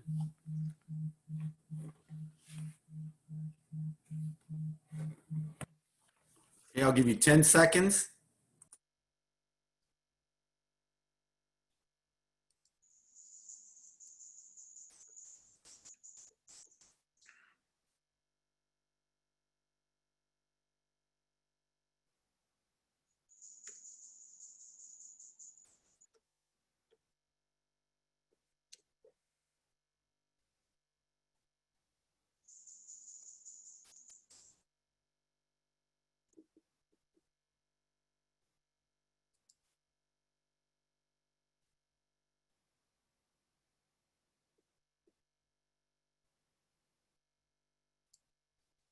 Let me unmute myself. Here are the results. So you can see for yourself, coronavirus, unlike Republicans who think that it's behind us. If you watched their convention this week, they talked about it like if it was behind us and that they had gotten rid of it. Well, no, it's still on the top of our minds to not only Tejano Democrats, but I'm confident to all Texans. So those are some issues. We'll share that with the campaign. And next, I've got a special guest for you. I know we talked about Justin. He'll be right with us. Let me see here if I could find him. We all know him. Nos representa a nuestra gente. Es de nuestra familia. Little Joe y la familia. Little Joe. Good morning, all my fellow Tejano Democrats. I hope everybody's doing great. You know, I keep thinking, I didn't do all I should have and all I could have for Beto's campaign. So don't let that happen to you. I know we can't do everything, but let's do everything we can. You know, I didn't watch the Republican convention, but I saw a clip where one of the speakers said, America isn't racist, and I agree. It's the white Republicans that are racist. So let's start by voting early and encouraging and helping others to do the same. Remember that city, county, and state elections are very, very important. We elect the people that handle our tax dollars. And you know where we stand when it comes to dividing the goods. I'm talking about we, los Hispanos, the Latinos. So let's get united and put together a great wall of resistance. And vamos a hacer todo lo que podemos juntos para ganar esta elección y elegir a Joe Biden, nuestro siguiente presidente de los Estados Unidos. Raza, we can do it. All we gotta do is, you know, you get kicked down, you get beat up. No llore chingón. Get up and fight harder. That's how we get things done. And I'm very confident that Texas is gonna finally turn blue. I've been wishing this since my dear friend Ann Richards passed away, but you know what? Juntos todos podemos. ¿Por qué? Porque sí se puede. Gracias for allowing me to be part of this great conversation. Thank you, sir. Thank you so much. You know, I have a feeling we're going to see you across the state campaigning in every city, every town. I know you reached out to not only Tejano Democrats, but the state party. And thank you so much, Little Joe, for doing your part. Y ahí estamos contigo también. Muchas gracias. My privilege and my responsibility as everyone's. Gracias. God bless you. Now, as promised, here's Justin Rodriguez from Bexar County Commissioner with a lot of great ideas on how to expand voting, how to protect voting, and maybe other options like 24-hour voting stations. Commissioner, are you with us? I'm here, Chairman. Can you hear me? Yes, sir. Wonderful. Well, good morning, everybody. I guess it's still the morning time. And Little Joe, anytime you want to open for me, you're welcome. We'll take the show on the road, sir. But great to hear from Little Joe. Always an honor to be with the Tejano Democrats and to see my old friends from the legislature. I see Rafa Anchia and Ramon Romero. I know Cesar's on here somewhere, and Carol, and of course Senator Zaffarini, all great friends. And I was honored to serve with all of them and known them for years. They've been great. Some of them mentors, and I think Rafa and I knew each other back when we were just mere school board members back in the day. But Manuel, thanks for allowing me a few minutes. I know you've got a packed agenda. I wanted to talk a little bit about what we're working on here locally. Of course, you all know, as a statewide organization, every county runs their respective elections differently. Some of you, like Bexar County, have an elections administrator, which is an independent office. Some, like Harris and Travis County, have county clerks that run the elections for their counties. So here in Bexar County, although the county commissioners have some oversight over the elections, it's really the elections administrator that follows through with execution and implementation. So let me talk just briefly about what we've been working on here locally. It may or may not apply to your respective county, but in Bexar County, a few weeks ago, my office put together what we called a SMART Elections Initiative, SMART being an acronym for safe, modern, accessible, reliable, and transparent. And there were a number of initiatives in that resolution we brought before the Commissioner's Court. One of them being, we know that particularly in this day and age with a global pandemic, we have to be as innovative as possible to make sure our folks have access to the polls and that the polling sites and the election process is safe. So for the first time ever in Bexar County history, we are going to be proactively mailing out to our over 65 population, those that we know already by state law are allowed to vote by mail. We're going to be mailing out not just their vote by mail application, but we're going to pay for their postage to return that application, and then the same thing for their mail ballot when they actually request it and receive that. Go ahead and send that back in with postage paid. We're also looking at, look, part of the concern we had, and this was really before the concerns over the last few weeks with the U.S. Postal Service is, you know, can we figure out a way where if a person has their ballot, their mail ballot, they don't want to put it back in, maybe it's getting too close to the deadline, can we have drop box locations for those mail ballots? What we've been told and given some guidance locally is right now under the law, we have a central elections administrator's office. Under that law, that's the only place that a mail ballot can be dropped off on election day in person. They have to check IDs and whatnot. So we're still going through that back and forth with the DA's office and the Secretary of State's. We don't know if that's going to be a possibility.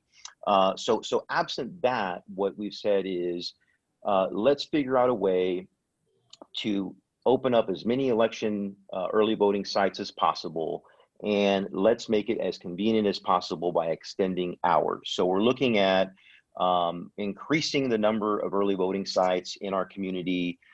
Traditionally, you all know in Bexar County, what's happened is the first week, you usually have hours that are about 8 to 6 p.m.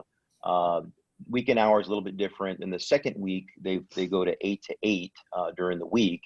You know, we've pushed our elections administrator to, again, change the status quo and let's make those hours till 8 p.m. or 10 p.m. Or, Chairman, as you mentioned, why not have a 24-hour site? The thinking behind that is right now, in particular, we've got people working long hours, odd shifts, our healthcare workers, our bus operators, our public safety first responders. Let's maximize the opportunity for those folks to vote no matter what time they get off. So there's a possibility, we're still working on that at least 1 or 2 or 3 of those days during early vote, there'll be a 24-hour site. We're excited to mention this morning that we are doing mega sites, and this was, I know the NBA and the Players Association recently made a specific demand that every NBA city with an arena that is controlled by the team open that up as a voting site. Well, we were ahead of the curve on that. We've been talking to our friends at the Spurs here in San Antonio for about 2 months about using the AT&T Center as an early voting site. Pretty unique in that here in Bexar County, the county actually owns the arena. The Spurs are our tenant. So we didn't have to ask for permission. We just asked for a partner, and they've been willing partners from the GM and Coach Pop all the way down. So I will tell you this morning, AT&T will be not just an early voting site and an election day site. We're also hoping to have maybe a election night watch party there in one of the concourses at AT&T Center. So we'll keep you posted on that as well.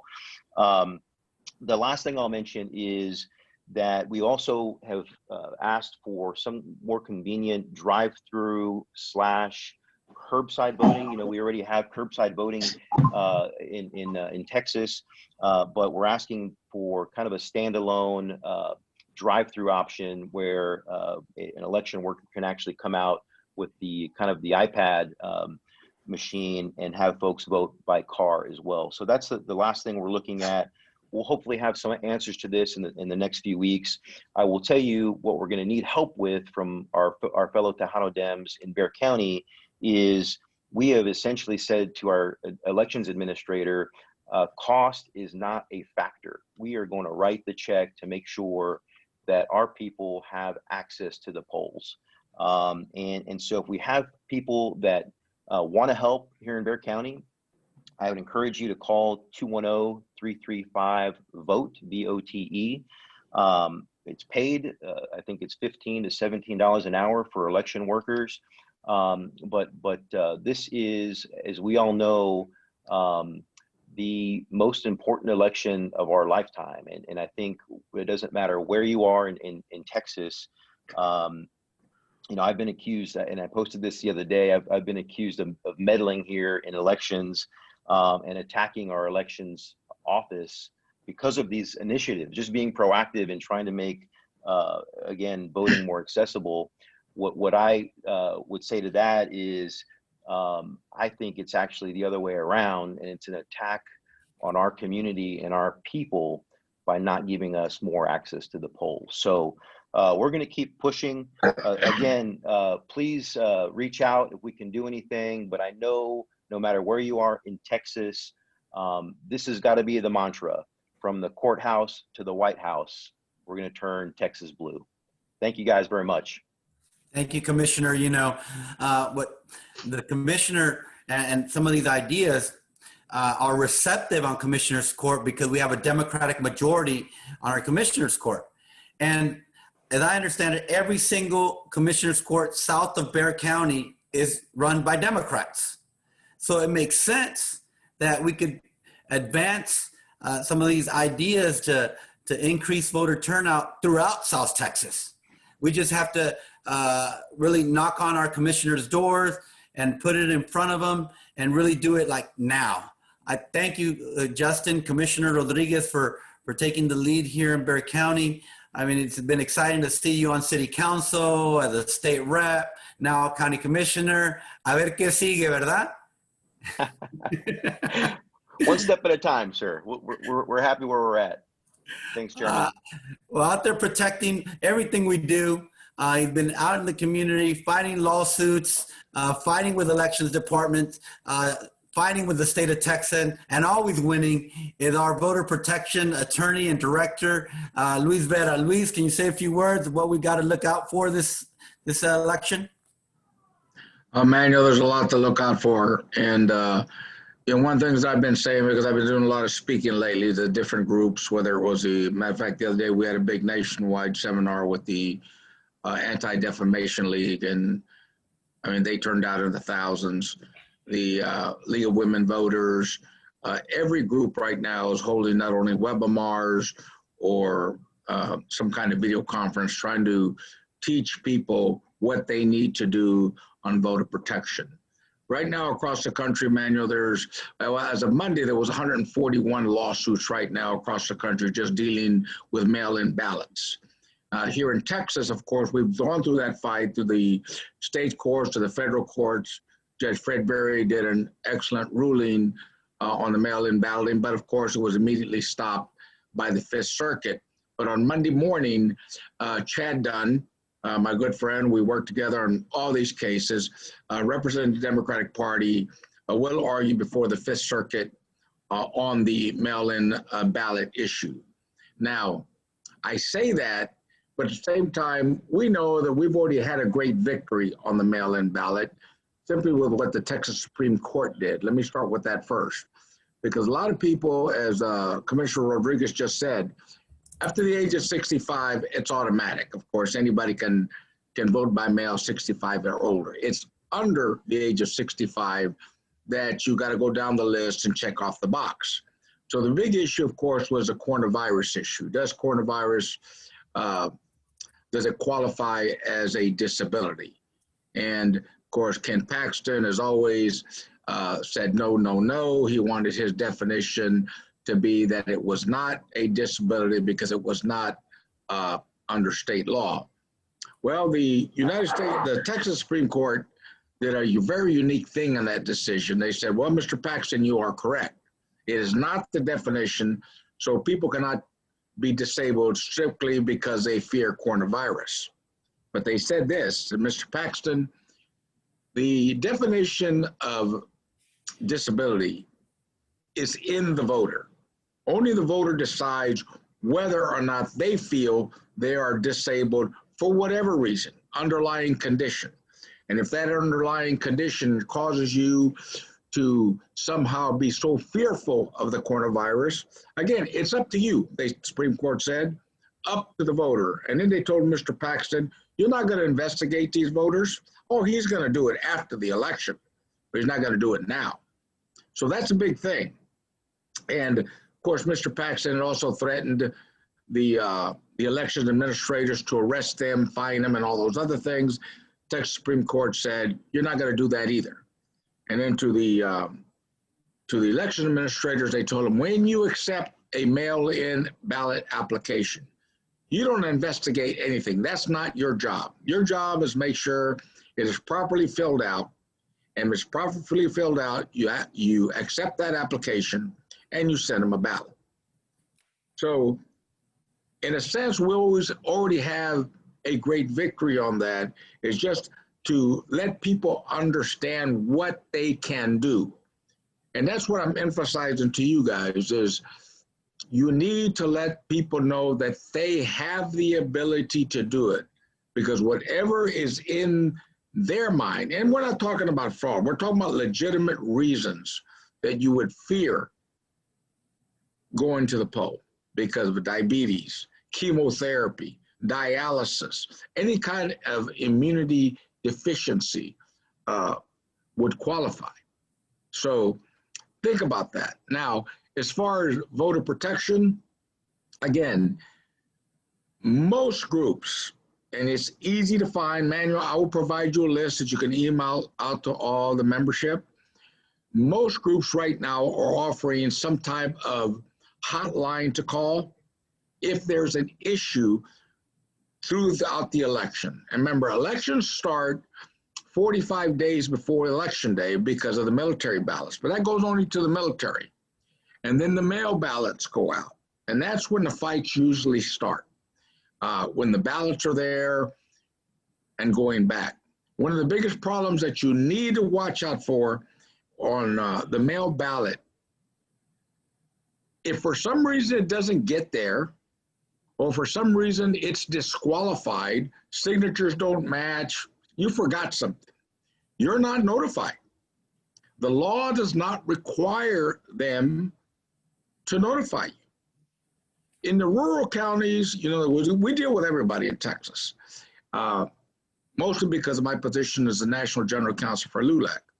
And in the rural counties where there's much less voters, 2,000 to 3,000 people in the whole county, maybe 1,500, 2,000 voters, it's very easy for them to contact the voter and let them know, hey, you did this wrong, come back and correct it, or take it back and correct it, or you got to go and vote on election day. Some counties do it, but well over 95% do not do it. Commissioner Rodriguez was talking about our election administrator. Look, we've got what, in my opinion, the best election administrator in Texas. Jackie has testified as an expert witness for us ever since I can remember, because she's always our expert. And she does an excellent job. The reason I mention Jackie is because these issues of election, whatever the problem is, for those of you who have elections administrators that are mostly Democrat, will help everybody and anybody just by getting the call. What I suggest is that each of you in your individual counties get to know your election administrator or your county clerk, whoever's running the election, and have a number ready to call when something happens. One of the typical problems that happens on not only an election day, but even on during the early voting period.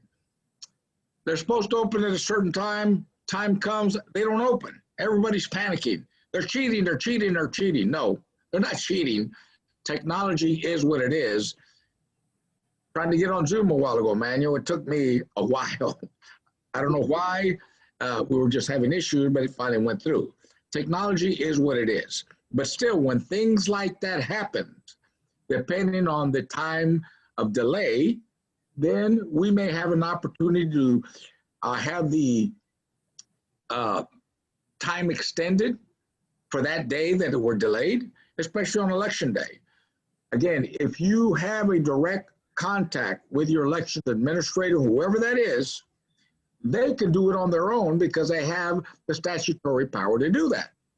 In those counties where the election administrator or the county clerks are not friendly at all, then we have a court action. A court can order them to expand the time. Again, it depends. We've had power outages. We've had systems that just totally go down. We have election day workers that just don't show up. There's always an issue that may come up. And in those instances, the courts are not, I'm trying to say this right, they're not reluctant to extend the voting time. So that's an option. But again, people, it's been said many times, all elections are local. I can give you all the 1-800 numbers that you want to call someone that we have a problem in Floresville, Dallas, Houston, San Antonio, it doesn't matter. Those people don't know the elections administrators. They're going to tell you, oh, why don't you try this, this, this, and the other. Granted, we can all give general information. You want a direct line to whoever the decision maker is. And Manuel, you and I have done this many times. An issue pops up somewhere in Bexar County or somewhere else. I call Jackie direct and say, Jackie, you know, precinct so-and-so and so-and-so, they're not open yet, or they open this hour late, or one of your machines is down, whatever the reason, she's on it right away. And in Frio County, Pearsall, same thing over there. I just call the election administrator. Look, I just got a call. We're having this problem. He's out there instantly. And most election administrators will do that, whether they're Republican or Democrat, as long as they're legitimate reasons. Now, sometimes we create our own problems. You know, we can't be out there at the polls violating the distancing restrictions. We can't be out there arguing with the other side over a voter. That's not going to work, people. Our job right now is to protect every voter with their right to vote. You know, I've been doing this for almost 30 years, and Representative Ranchia was talking earlier about our voter suppression case. Thank you, because I found that case. It took us about 3 months to fight that. Chad Dunn and I argued it, and Judge Fred Berry did an excellent job. But that's one of the few cases where they typically screw up. Most of the cases that we do are very difficult, very technical in nature. They take a lot of time. As far as for the best voter protection you have, people, is make a plan. Make a plan of what you're going to do, and make a plan how you're going to teach your neighbors, your family, of what to do. Number one, if you haven't registered, remember, you only got till October 5th. And then same thing, vote. I think Representative Chia and Justin Rodriguez said, if you're going to vote, which you're going to vote early. I mean, try to vote in the first few days or that first week, because, you know, Mexicanos, we have this habit, well, mañana. Well, mañana comes and you still haven't voted. And that's the hardest thing we do. Luis, if I recall, you also have a special guest that you want to introduce right now. One of our new judges in Bexar County that's, you know, we know him from the past, that he's always going to make sure that defends everyone's right to vote. Would you like to introduce him? Sure. And, you know, of course, it's my pleasure to introduce Judge Michael Mary. And I've known Judge Mary for, I don't know how many years. He was on the county. Before that, he was with the Attorney General's office. And I remember when he was there, He went on to become to the county court in Bexar County, and then he went to the district court level. Judge Mary, I know when he was defeated one time before he came back, the Express News itself, our local newspaper, described him as one of the best judges, if not the best judge in Bexar County, and he should have never been defeated. But now, thanks to the Tejano Democrats and their support for him, he's been chosen as a Democratic nominee to fill the expired term of our late friend, Judge Ray Olivari. So, Judge, thank you for being here, and it's your show. Luis, thank you so much for that introduction.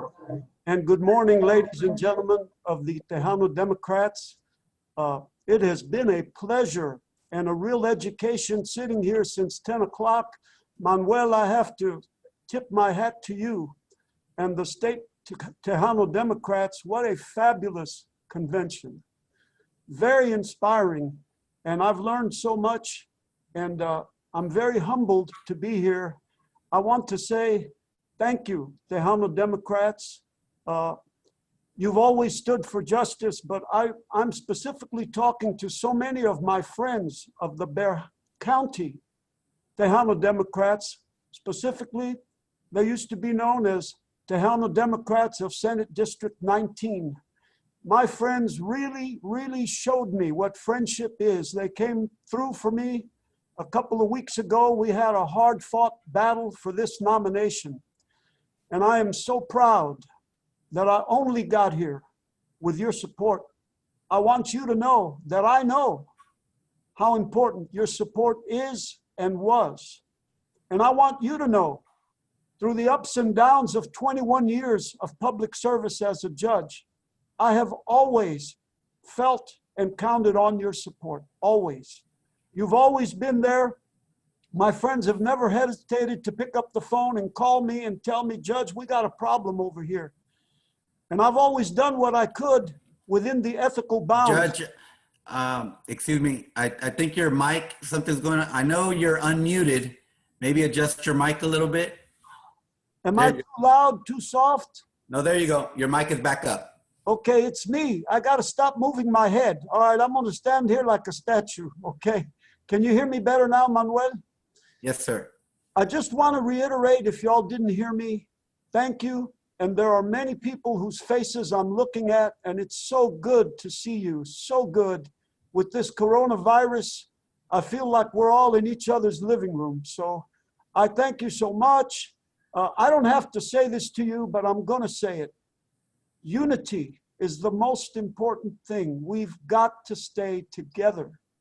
We've got to stay together. I'm going to presume that all our candidates are going to win. I'm going to presume we're going to get the job done. What I want to say is that's when the real work begins, y'all. We got to stay together. I told y'all I want to be a reform judge. You need to come to me and tell me what we need to do to improve our system. If you hear that I'm not doing right on the bench, you got to let me know. It's my passion to do justice, and I've given my whole life over to it. That's why it's a privilege to stand with the Tejano Democrats. And I'm so honored that you stand with me. And you did so publicly recently. That means the world to me. I'll continue to fight for justice, but I don't want to do it by myself. I want y'all by my side always, showing me the way, leading me the way, and being by my side. Thank you all. God bless you. And let us never tire working for justice. Thank you, Manuel. Thank you, Judge Mary. Congratulations. 4 more years, Judge, 4 more years. At the State Tejano Democrats, I have the privilege of being state chairman, but I'd also like to point out that we have a lot of strong leaders, and just like our ballot this year with a lot of women leading the charge, Tejano Democrats is led by women across the state. Teresa Perez Wisely in Austin, our state treasurer. We have Mary Bowles Gasca, our vice chair in El Paso. We have B. Martinez in North Texas and Dallas. Thank you so much. We recently hired Diana Arevalo as our executive director. And just to help them a little bit, me and the guy as the state chairman, we've got our secretary, Jim Davis, out of Houston. We have Lorenzo Gonzalez with our Young Democrats. We have our parliamentarian, Bob Kirkins. So we're all working together, but it's women leading the charge at Tejano Democrats, and it's women leading the charge when it comes to our ballot statewide. I'd like to introduce 3 of them before we go this evening to say a few words, starting with running for Texas Supreme Court, Gisela Judge Triana. Let me find her right here, Judge. I know I saw, there you go, Justice Triana. Welcome to Tejano Democrats. Muchas gracias, Manuel and Diana, for inviting me. Can you hear me okay? Yes, ma'am. Okay, buenos días, Tejano Democrats. Buenos días, mi gente. Yo soy la juez Gisela Triana y estoy en el Tribunal de Apelación del Distrito 3. Yo me estoy postulando para la Corte Suprema del tremendo estado de Texas. Good morning. I am Justice Gisela Triana from the Third Court of Appeals, and I can't tell you how proud I am to be your Democratic nominee for the Texas Supreme Court. Thank you so much, my friends, Tejano Democrats, for all of the work that you're doing across the state to turn Texas blue. Like we've heard so many times before, Texas is the biggest battleground in this election. And that is because of you. That is because all of the hard work that y'all have put into this. I want to go ahead and take a point of privilege and say hello to my friends and my own local chapter, the Austin Tejano Democrats. I've been a member for over 2 decades. And I see so many of you on this chat, on this convention. I see you more than I do living here in Austin since we are in this pandemic. I also want to give a shout out to mi senador, Gonzalo Barrientos. You know, I will never forget when you swore me in 16 years ago as the first Latina district judge here in Travis County. I was so proud that you did that for me, and you have always been right next to me. And thank you for everything that you do for nuestra raza. Like I said, this is going to be a historic election. I am one of, out of the 9 statewide candidates that we have, 8 of us are women. So Manuel, like you were saying, this is the year that the women are going to bring it home. And we know that there is not any harder working people than a Latina and our Latina sisters.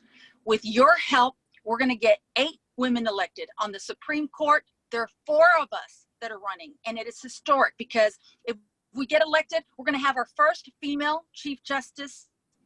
We're going to have our first female African American on the Supreme Court. We're going to have our first Asian American female on the Supreme Court. And I will be proudly the first democratically elected statewide Latina that we've had. We are in 2020 and we're still making first. We're still breaking barriers. But we're going to do it with your help this time around. You know, Manuel, in that little poll you had about what's important to people, I am so sad to say that judicial reform came in almost last with 3%. That's how much we're paying attention to it. So I want to take a little bit of my time to tell you why it is so important that we make sure that we elect our judges. Do not stop at the top. You need to go down that ballot. Here in Travis County, we say people are starting to sing "Get Down on It." And the idea is to get down that ballot all the way down. Elect every Democrat, do not leave anybody behind. But why it's really important, and you know, my friend Representative Rafael Anchia was talking about how important the federal courts have been in trying to combat voter suppression and the disenfranchisement of all our people, not only the Latinos, but the independents, the Republican, everybody who votes. It is so important that we make sure that we elect good judges, good Democratic judges to all these benches. My friend Judge Mary, who just spoke before me, it's so important to make sure that we keep them there. Our state Supreme Court currently has 9 Republicans on there. There's 9 people on the Supreme Court, and all 9 of them are Republicans, 7 of which have been appointed either by Greg Abbott or Rick Perry. I don't need to tell you what that means. It is full of political appointments, not independent judges, not fair judges that are dispensing justice to everybody equally. but a Supreme Court that is carrying the Republicans' water. And I'm gonna, Luis, I agree with you about, what the Supreme Court did in the case voter by mail, but I'm gonna disagree a little bit with you because they muddied the water. The district court in that case, the district judge had found that because of the pandemic, because of the unique and the danger to everybody, that everybody should be allowed to vote by mail. What the Supreme Court did, the Texas Supreme Court say, no, not everybody can vote by mail. Just because you're scared, you cannot vote by mail. They did allow it to be determined by each voter if they have a condition that would be because of the coronavirus, would put him in a risk. But the problem with that is that that's given Ken Paxton, our Attorney General, the right to scare people from voting by mail. He has already threatened our county clerks, our election administrators, and he's threatening to put people in jail if they vote contrary to that. So even though you're absolutely right, people can vote by mail if they've got, some pre-existing condition that coronavirus would put them in a likelihood of danger to themselves, it puts us all in a risk. Now, this vote that was taken by the Supreme Court, ironically, was taken over Zoom, was taken from the comfort of their own houses. This Supreme Court has told all judges across the state, you cannot have jury trials till October because the pandemic, we're so frightened by the pandemic, we don't want people to come in juries. However, you can stand in line and vote in person. We're not going to let you vote by mail. This is the same Supreme Court that in May decided that it was a good time when Abbott wanted to reopen the state. They decided that that was a time to lift the prohibition against eviction and debt collection at a time where our economy is so bad, where we have millions of people without work, without now help from the government. The Supreme Court has decided that even if you have COVID, even if you don't have a job, it is okay to be left homeless. It is okay to be left without a place to shelter in place. This is the Supreme Court that when the case came up for public financing, like it does so often, even though said, yes, the financing of our public education is not a good financing. It is not an efficient system. Even though the Texas Constitution requires the state to provide an efficient and free system of education, this court said, well, it's not very good, but we're just going to leave that up to the legislature. Even though we have three branches of government that are supposed to be co-equal, that are supposed to be balancing checks upon each other, even though they have the responsibility to make sure that the Constitution of this state is followed and is enforced, they skirted and they abdicated that responsibility, and they decided to keep the system the way it is. Lastly, everybody's talking about redistricting. We need to flip the house. We need to make sure that we have a seat at that table to redistrict, make sure that when we redistrict the maps, that we are taken care of and that everybody is treated rightly. Those maps, whatever they look like, even if we have a seat, even if we flip the house, any challenge to those maps, and Luis, you know that they will be challenged, it's going to end up in the Texas Supreme Court. And so our question is, do we want 9 Republicans, 7 of which have been appointed by a Republican governor, to have the final say as to what the redistricting maps are going to look like? Yo digo que no. Yo digo que no. That is not the way we're going to do it. We're going to do exactly like Commissioner Rodriguez said. We are going to go and take the White House and we're going to take the courthouse.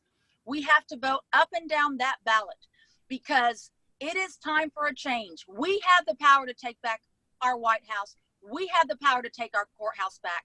And we have the power to put this country in the right direction again and to make sure that our values are taken into account.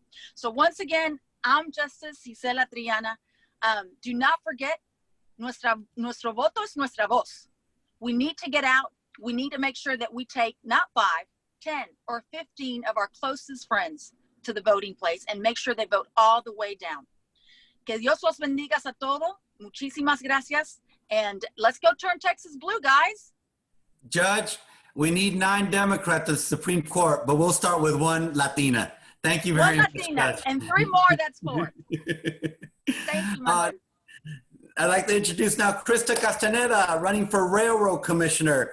You know, when we're talking about our environment, when we're talking about the quality of life. There's so many issues that people don't know that are dependent on our railroad commissioner. It's a statewide office, and I'm proud to announce Krista Castaneda and to inform her that we are now 100% unanimously behind you in this race for November. Thank you for standing up. Krista, welcome to Tejano Democrats. Thank you so much. It's so great to be with you, Tejanos. I have enjoyed meeting with you all every time I've met with you, and your work couldn't be more important. I want to talk about the Railroad Commission in just a second, which does regulate the oil and gas industry, has not one thing to do with trains. But first, I want to just reiterate what Justice Gisela said. And that is, it is incredibly important that after you vote for president, senator, and your congressperson, and after you then vote for me for Railroad Commission, that you go all the way down and check all of those judge races and get these Supreme Court justices into office, because I am running on enforcing the law at the Texas Railroad Commission, the laws that have been there for 100 years, and the current railroad commissioners are flagrantly violating them. And the only way we can fix that is if we have Democrats on the courts, because the courts are an incredible, important backstop to everything else we do in government.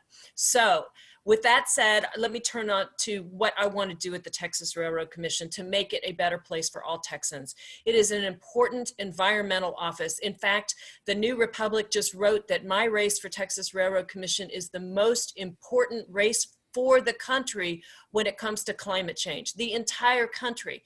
And that's because of the outsized impact that the oil and gas industry has on climate change and our environment. Now, we have to do an incredible balancing act as Democrats. Like every time we get elected to office, and we will get elected to office, we have to fix the problems that the Republicans have created. And they've been in office for 25 years creating these problems. What have they done?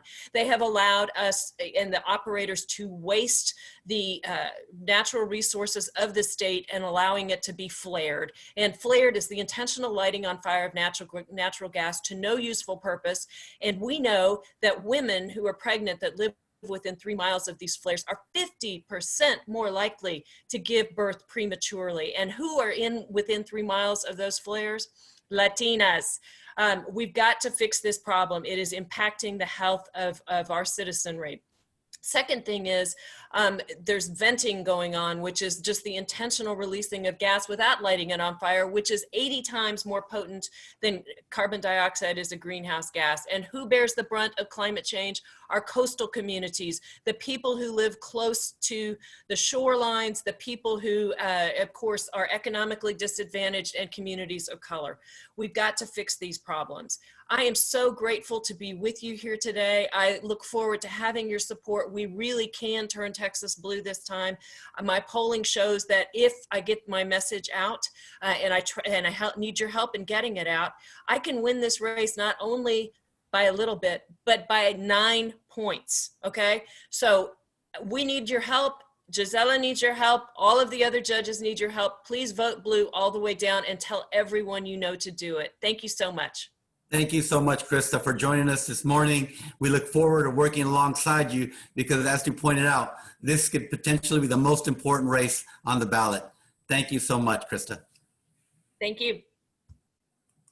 Ladies and gentlemen, you know, we've been talking about winning this election for President of the United States for many reasons.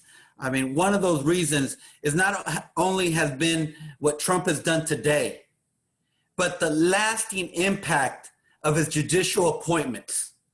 Because whether it's health care that we care about, public school funding, or immigration, he's populated all the courts across the state with Republicans that think just like him. And right now we can't stop him. We can't stop him till we elect a majority in the United States Senate. And I'd like to introduce MJ Hager with us this morning.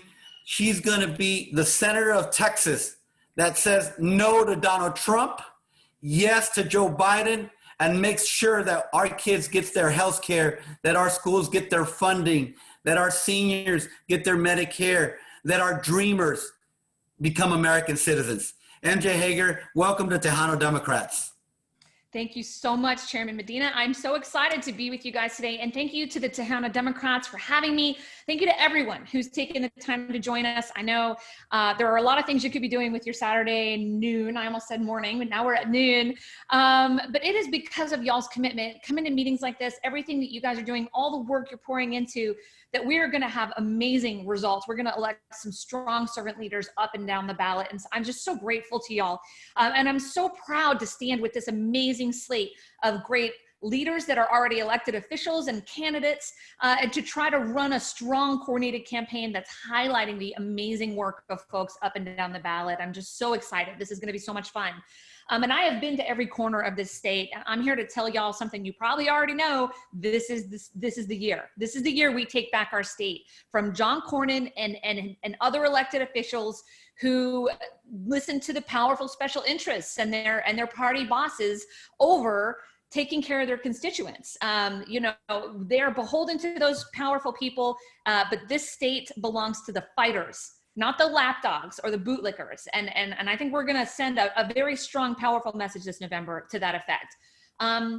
The whole world's watching what's happening here in Texas. We can feel it, we know. And they're seeing the results of what we've been working on for so long and so hard for, in the momentum and the excitement across the state. We know from talking to folks for the last year and a half that Texans want leaders that are tougher, who can put our workers and our families first, ahead of their own self-interests and their own ambition and ego and resumes. And in just 2 months, Texans across the state are going to walk into the ballot box and they're going to decide between the status quo and a brighter future for our kids. They're going to choose between servants of wealthy special interests and servant leaders that are working hard for Texas families, regular families like ours. And let's be very clear, in some races, and mine certainly, they get to choose between a bootlicker and an ass kicker. And that is a big part of why we're going to win this thing. I'm so excited, y'all. We're going to need to send John Cornyn packing as soon as possible. He keeps talking about, you know, his experience. I don't know how much more of John Cornyn's experience Texas can even stand.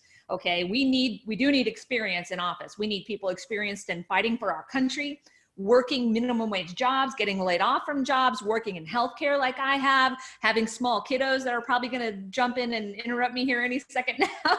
We need that kind of experience in DC. Texans, we deserve better. And it's not going to be easy, though. Those powerful people that I was just talking about, those powerful special interests, they want their lackeys to keep protecting their profit margins at the cost and expense of hurting Texas families like ours. He keeps voting against healthcare, bipartisan immigration reform, and common sense gun safety legislation. And that's even when those bills even come up for a vote, which in Mitch McConnell's legislative graveyard is just fewer and fewer every day. There are powerful people trying to stop us, but there are more of us, damn it, than there are of them. And we are more powerful when we stand together, when we bond together, and we all put an oar in the water and pull in the same direction. We are gonna get across that finish line before they do. I know this. From statewide to congressional to state house and local races, we clearly, from the folks you heard from today, have some very Texas tough servant leaders running to deliver real results for our state. And let's not underestimate those 38 electoral votes we have. Biden is leading Trump in the polls here in Texas. We have such an opportunity to change the direction of the whole country from right here. But here's the thing, the cavalry's not coming. But that's because it's already here. It's you guys, it's all of us working together. And I'm so grateful that you're in the trenches with me, because I can't do this without you. We're gonna keep working to make sure that every Texan has the information that they need to figure out which candidates are actually going to fight for them, and to get out and vote and make sure that their voices are heard in November. If we all focus on this mission, thank you so much to those of you who are already fighting. And if you're waiting and trying to figure out when's the best time to get in, because it's a marathon, not a sprint, we're 6 weeks away from early vote, y'all. That's right now. So today, figure out what you want to do. Keep sending texts, making phone calls, organizing in your communities, volunteer for a campaign. You can volunteer for mine if you want, but there's amazing, great up and down ballot campaigns to volunteer for. Just, if we're all pitching in, we're gonna do this. And I gotta tell you, Little Joe said it best just now when he said, we can't do everything, but we must do everything we can. If we all get that oar in the water and row in the same direction, we're gonna win big up and down the ballot and finally send a message to the world about what it means to be a Texan. Thank you guys so much. Thanks for having me. No, thank you, MJ. With you at the top of the ticket, I know we're going to elect Krista. We're going to elect Gisela. We're going to take back the House. We're going to pick up those competitive congressional seats. I mean, I'm just so enamored with your candidacy, with your excitement, with your ability to speak directly in our language. Thank you so much for leading the ticket. Your coattails are going to make it happen for todos nosotros. Yes, sir. Thank you so much. Let's get it done. Take care, y'all. Bye-bye. Ladies and gentlemen, we have a challenge. It's in a few days. And it's not only our challenge, but it's our responsibility. You know, as Latinos, as Tejanos, we're a big component of the state of Texas, but we're also a major component of the Texas Democratic Party. And it's our responsibility. I was looking at just a couple of years ago, we only had about 50 state reps in the House, and 35 of them were Latino, were Hispanic.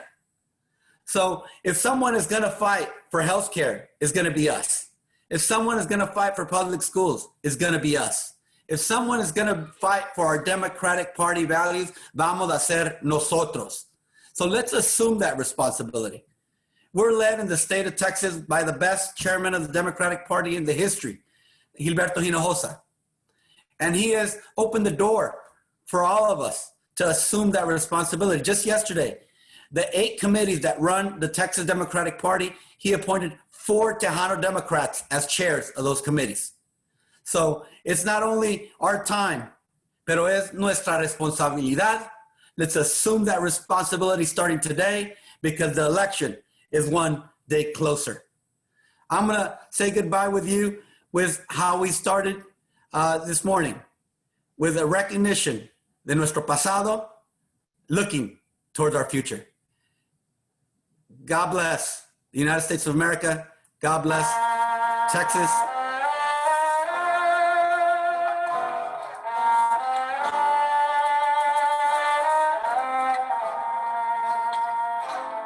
Oh, say, can you see by the dawn's early light what so proudly we hailed at the twilight's last gleaming, whose broad stripes and bright stars through the perilous fight o'er the ramparts we watched were so gallantly streaming, and the rockets' red glare, the bombs bursting in air, gave proof through the night that our flag was still there. Oh, say, does that star-spangled banner yet wave o'er the land and of the free and the home of the brave?